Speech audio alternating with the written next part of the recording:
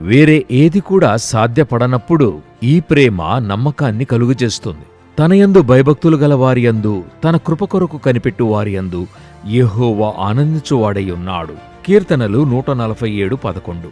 నేను మీతో ఒక కథ పంచుకోవాలనుకుంటున్నా. 21వ సంవత్సరానికల్లా మీ జీవితం ఆరంభమై ఉండాలి.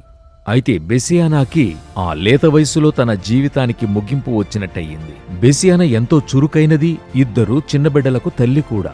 అదే సమయంలో ఆమె ఒక విధవరాలు. లోకములో సాధారణంగా అనేక ప్రాంతాలలో తమ భర్తలను కోల్పోయిన తర్వాత మరలా పెళ్లి చేసుకుంటారు. అయితే బెసియానా ఉండే ప్రాంతంలో వితంతువులు సాధారణంగా పునర్వివాహం చేసుకోరు.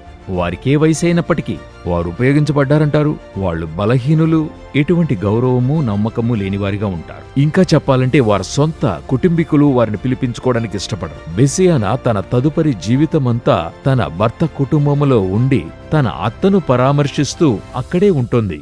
అయితే ఎప్పుడైనా ఆమె బయటికి వెళ్లదలిచినట్లయితే ఆ కుటుంబములు ఉండే ఒక వ్యక్తి ఎవరైనా గాని తీసుకుని వెళితేనే సాధ్యపడుతుంది, లేకపోతే ఆమె ఎక్కడికి వెళ్లలేదు. తన మనసులో మెదలిన ఒకే విషయం, తను తప్పించుకోవాలనుకుంటే ఒకే దారి, తను ఇక చనిపోవడమే.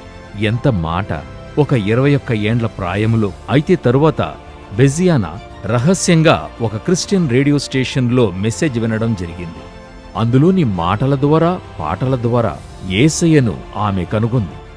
ఆమె చెప్పిందిదే, ప్రతిరోజునూ నేను దేవుని ప్రేమను, నాలో ఉన్న వెలితిని నింపడం చూస్తూ ఉన్నాను. అటు తరువాత దేవుడు నా జీవితాన్ని ఇతర వితంతువులకై ప్రేమను పంచుకునే విధంగా నన్ను నింపాడు. ఆ విధంగా పరిచర్య చేయడం ఆరంభించింది.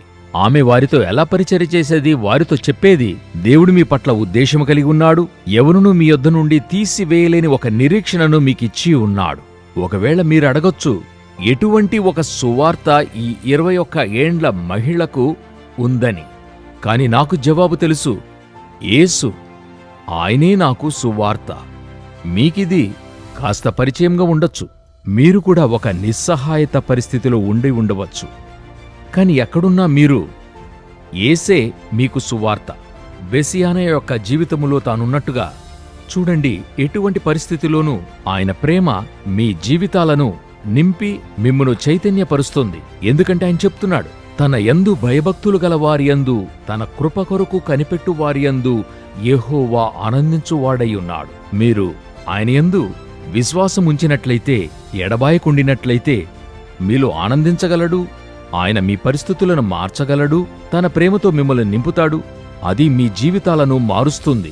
దేవుడు మిమ్మును ఆశీర్వదించునుగాక.